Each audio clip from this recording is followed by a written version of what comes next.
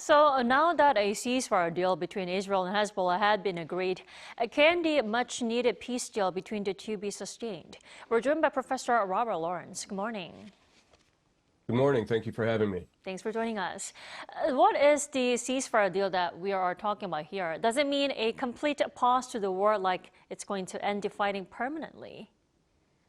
Right. Well, under the ceasefire, which is set to begin in about an hour, there will be a 60-day period in which Israeli forces will have a phased withdrawal from southern Lebanon, and Hezbollah forces and their weapons will leave the area between the Blue Line and the Litani River. So the Lebanese military and security forces will deploy to that region in between the Litani and the Blue Line. And as they reach the Blue Line, which is the unofficial demarcation between Lebanon and Israel, Israeli forces will completely withdraw. Lebanese forces, along with UNIFIL forces, will patrol the region and ensure that no Hezbollah forces or infrastructure weaponry remain, and that none will be permitted to rebuild. The deal is designed to be a permanent cessation of hostilities, but of course, this will depend on the parties involved adhering to the actual agreement itself. So it sounds like the next 60 days will be a crucial period for both sides. Now, the Israeli Security Cabinet voted to approve a ceasefire deal in Lebanon, but Professor Lawrence, what do you think ultimately convinced Netanyahu to agree to the deal eventually?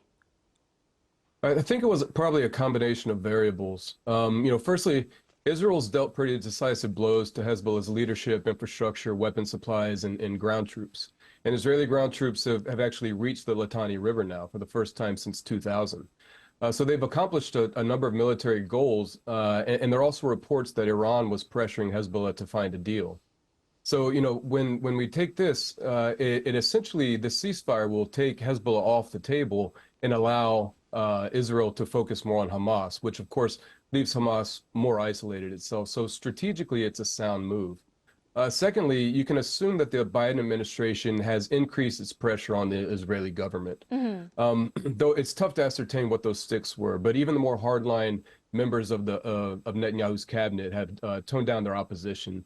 So it would indicate that it's no longer in their interest to fight the pressure. And lastly, according to the Wall Street Journal, Ron Dermer, who's the Strategic Affairs Minister, met with President-elect Trump in Florida a couple of weeks ago, where Trump greenlit the proposal and said he hoped that it would be implemented before he came into office. So when you combine these things, it's the right time to shift back towards Gaza. Sounds like it. Now, Israeli forces pushed ahead with more airstrikes on Beirut right before the ceasefire deal was sealed. Is this some sort of a warning to Hezbollah? Well, there's been a great deal of kinetic energy or kinetic military engagement between the two in the last couple of days. Hezbollah fired about 250 rockets the other day, and then, and like you said, as Israel's cabinet was voting on the ceasefire, Israel launched attacks on 20 locations in, I think, under 2 minutes. They targeted defense units, intelligence and command centers, storage facilities, and even the financial headquarters, which is very significant. So, why? Simply put, the ceasefire deal hadn't started yet. So, until 4 a.m. local time, which is about an hour, both sides are actively engaged, and it's not, out of bounds for either side to continue the fight. I don't feel like there was a specific warning being sent. I think they've been doing that for months. Everybody knows each other's capabilities at this point. I think rather they're trying to hit specific targets before the clock runs out.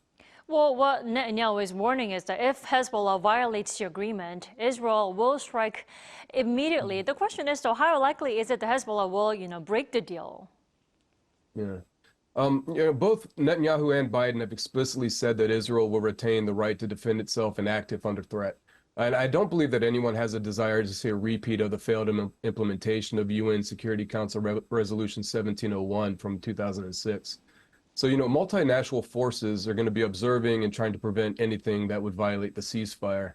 As far as, Hezbollah breaking the deal, right now, I think, even though it's always difficult to predict, but I think it seems like Hezbollah will probably lay low and focus on domestic concerns. Reports indicated that Iran wanted Hezbollah to accept that deal, and it needs to focus on its position in Lebanese politics right now.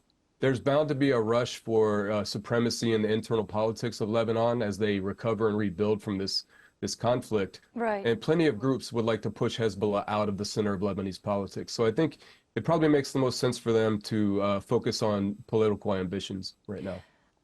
Well, in a nutshell, the deal was proposed by the U.S., which I'm sure the Biden administration will take credit for. How will the incoming Trump administration see the deal? Will it be relieved that it won't have to deal with it?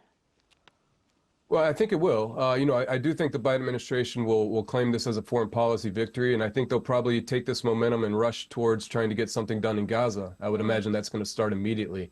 As far as Trump's concerned, Amos Hochstein, mentioned from the beginning that he was working in tandem with the incoming and outgoing administrations. And despite all the vitriol of the recent elections, there's actually been a concerted effort for both administrations to work together.